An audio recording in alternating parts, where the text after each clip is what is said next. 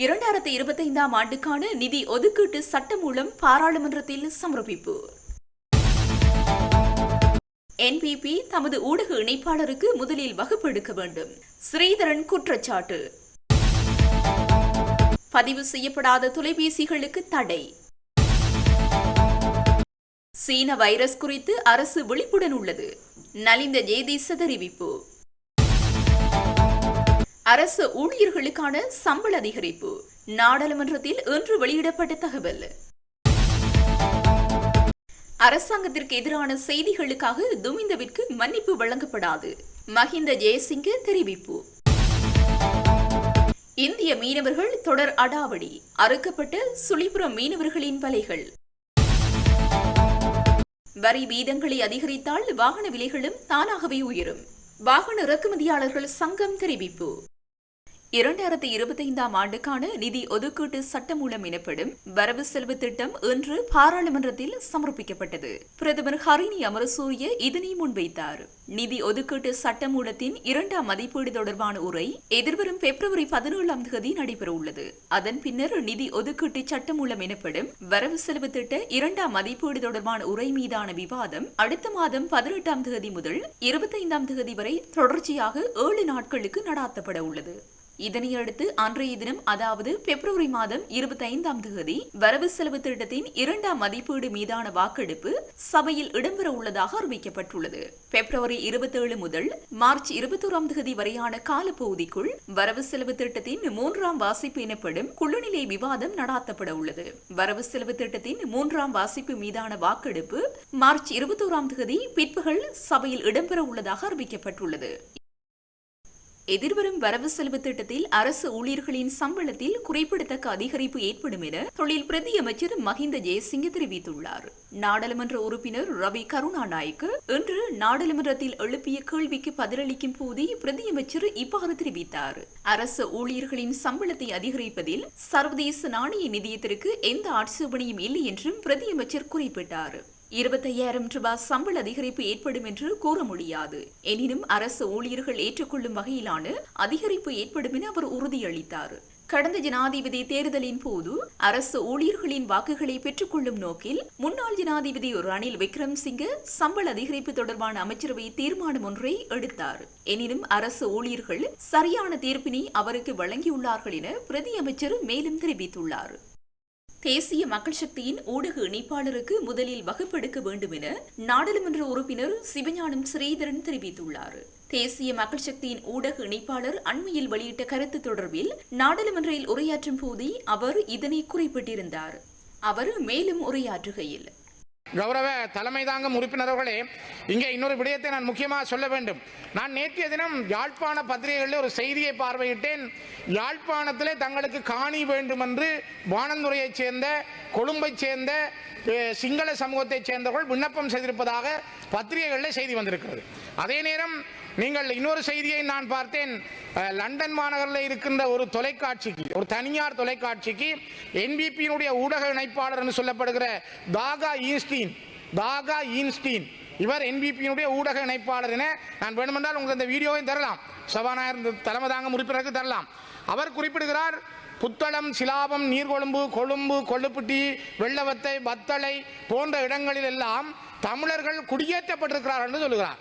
நான் நினைக்கிறேன் அவர் வரலாற்றை படிக்க வேணும். முதல் நீங்கள் உங்களுடைய என்பிபி ஊடக இணைப்பாளருக்கு வகுப்பெடுக்க வேணும். அவருக்கு முதல் கல்வியை போதியுங்க. ஏனென்றால் புத்தளம், சிலாபம், நீர்கொழும்பில் இருந்த தமிழர்கள் குடியேற்றப்பட்டார்களா, பரம்பரையாக வாழ்ந்தார்களா? கொழும்பிலே கருவாத்தோட்டம் முதல் வெள்ளவத்தை, கொள்ளுப்பட்டி அல்லது அந்த இடங்களில் வாழ்ந்த மக்கள் நிரந்தரமாக அங்கு வாழ்ந்த மக்கள். ஒரு நிமிஷம், கௌரவ தலைமைதாங்க உறுப்பினரை தயவு செய்து ஒரு நிமிஷம் தாருங்கள். நான் இந்த விஷயத்தை சொல்ல வேணும். ஏனென்றால் இது ஒரு மிக ஆபத்தான விஷயம். இந்த ஆபத்தான விஷயம் நீங்கள் குறிப்பாக பார்க்க வேண்டும். 1970 83 85ஆம் ஆண்டு இடைப்பட்ட காலத்தில் அனுராதபுரத்திலே 22,000 தமிழ் குடும்பங்கள் இரவோடு இரவாக கலைக்கப்பட்டார்கள். 83ஆம் ஆண்டில் மலையகத்திலிருந்து 2,000 குடும்பங்கள் கொத்து கொத்தாக கலைக்கப்பட்டார்கள். அவர்கள் மீள குடியேற அனுமதிக்க வேண்டும் அரசாங்கம். புத்தளம் இன்றைக்கு நீங்கள் நீர்கொழும்பை பார்த்தால் தமிழர்கள் சிங்களவர்களாக அவர்கள் மாற்றப்பட்டிருக்கிறார்கள். அங்கே தமிழர்கள் தான் வாழ்ந்தார்கள். உதாரணம் பெனாண்டோ புள்ளே, அவருக்கு தமிழ் தெரியாது, ஆனால் அவருடைய பரம்பரை தமிழ். இதை தயவு செய்து யோசியுங்கள். ஆகவே எவ்வாறு காணி கேட்கிறார்களோ அல்ல காணி வேண்டும் என்று சொல்கிறார்களோ அதே போல அனுராதபுரத்திலும் அல்லது ஏனைய திருவோணமலையிலும் அல்லது அம்பாறை மாவட்டத்தில் கனகரத்தினம் தோட்டத்திலும் வாழ்ந்த மக்களை உடன் குடியேற்றுங்கள். திருவோணமலையிலே வாழ்ந்த தமிழர்களுடைய இடங்கள் பறிக்கப்பட்ட இடங்களில் அவர்களை குடியேற்றுங்கள். அவ்வாறாக இருந்தால் அது நான் நினைக்கிறேன் யதார்த்தமான ஜனநாயகமாக இருக்கும் என்று கூறி நிறைவு செய்கின்றேன். தற்போது சீனா முழுவதும் பரவி வரும் HMPV வைரஸ் குறித்து நாட்டில் இதுவரைக்கும் எந்த பதிவும் இல்லை எனவும் அரசாங்கம் மிகவும் விழிப்புடன் இருப்பதாகவும் சுகாதார அமைச்சர் நலிந்த ஜேதீச தெரிவித்துள்ளார். நாடாளுமன்றில் எழுப்பப்பட்ட கேள்விக்கு பதிலளிக்கையிலேயே அவர் மேற்கண்டவாறு தெரிவித்துள்ளார்.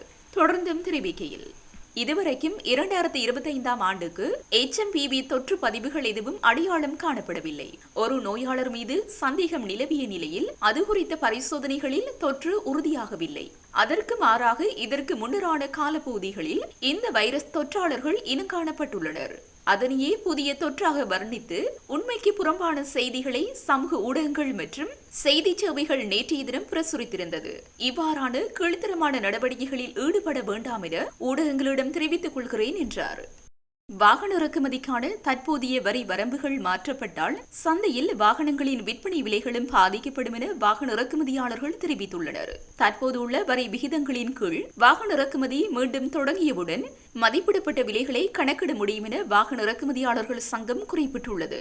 இருப்பினும் அரசாங்கம் வரி வீதங்களை அதிகரித்தால் வாகன விலைகளும் தானாகவே உயரும் என்றும் வரி வீதங்களை குறைப்பது விலைகளை குறைக்க வழிவகுக்கும் என்றும் அவர்கள் சுட்டிக்காட்டியுள்ளனர். இதன்படி தற்போது உள்ளூர் சந்தையில் ஒரு ஜப்பானிய காருக்கு விதிக்கப்படும் வரி தொகை அதன் உற்பத்தி விலையை விட சுமார் 300 வீதம் ஆகும். இறக்குமதி கட்டுப்பாடுகள் காரணமாக விநியோகம் குறைவதனால் ஏற்படும் பயன்படுத்தப்பட்ட வாகனங்களின் விலைகளில் ஏற்படும் அதிகரிப்பு வாகன இறக்குமதி மீண்டும் தொடங்குவதன் மூலம் இயல்பு நிலைக்கு திரும்பும் என்று சங்கம் எதிர்பார்த்துள்ளது.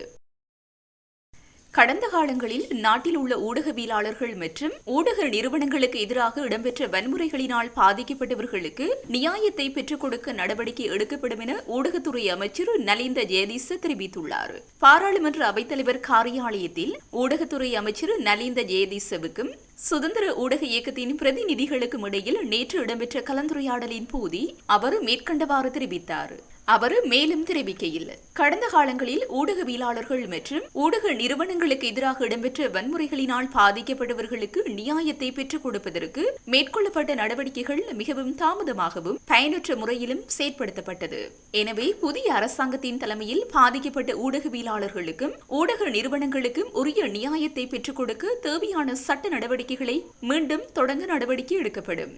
பாதிக்கப்பட்ட ஊடகவியலாளர்களுக்கும் அவரது குடும்பத்தினருக்கும் உரிய நியாயத்தை பெற்றுக் கொடுப்பதில் ஏற்படும் தடைகள் தொடர்பில் ஆராய்ந்து விசாரணைகளை நடத்தவும் அரசாங்கம் தீர்மானம் எடுத்துள்ளதாக அவர் மேலும் தெரிவித்துள்ளார். தொலைத்தொடர்பு ஒழுங்குமுறை ஆணைக்குழுவில் பதிவு செய்யப்படாத கையடக்க தொலைபேசிகள் உள்ளிட்ட தகவல் தொடர்பு சாதனங்களை பயன்படுத்துவது எதிர்காலத்தில் நாட்டினுள் தடை செய்யப்படும் என்று அந்த ஆணைக்குழு தெரிவித்துள்ளது. நாட்டிற்குள் சட்டவிரோதமாக தகவல் தொடர்பு சாதனங்களை இறக்குமதி செய்வதை நிறுத்துவதே இதன் நோக்கம் என்று அதன் பணிப்பாளர் ஜெனரல் ஓய்வு பெற்ற ஏர் வைஸ் மார்ஷல் பந்துல ஹேரத் தெரிவித்தார். இந்த மாத இறுதிக்குள் இதற்காக ஒரு சிறப்பு திட்டத்தை அறிமுகப்படுத்த இலங்கை தொலைத்தொடர்பு ஒழுங்குமுறை ஆணைக்குழு திட்டமிட்டுள்ளது. இருப்பினும் இந்த புதிய திட்டம் தற்போது பயன்படுத்தப்படும் கையடக்க தொலைபேசிகளில் தலையிடாது என்றும் அவர் தெரிவித்தார்.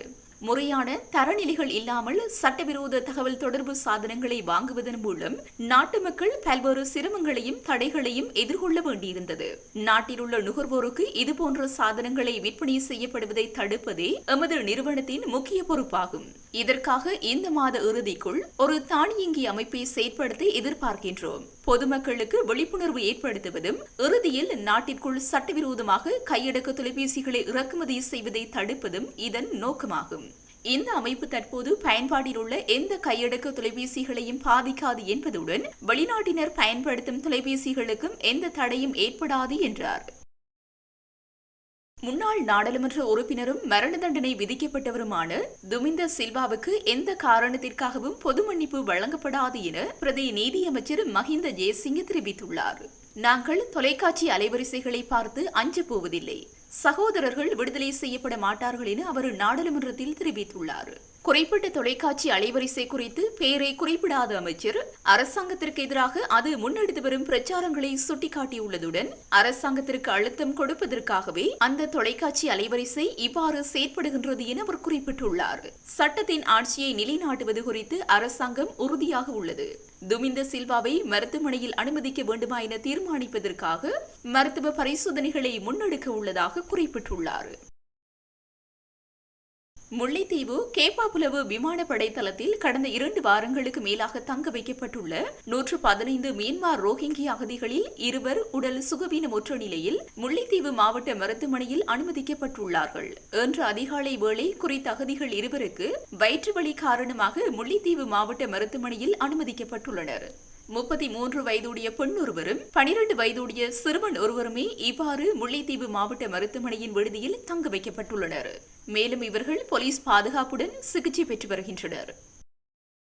இந்திய இழுவை படகுகள் அத்துமீறி இலங்கை கடற்பரப்பினுள் உள்நுழைந்து மீன்பிடி நடவடிக்கையில் ஈடுபட்டமையால் யாழ்ப்பாணம் சுழிபுரம் காட்டுப்புலம் பகுதி மீனவர் ஒருவரின் 7 லட்சம் பெறுமதியான விலைகள் அறுக்கப்பட்டுள்ளன.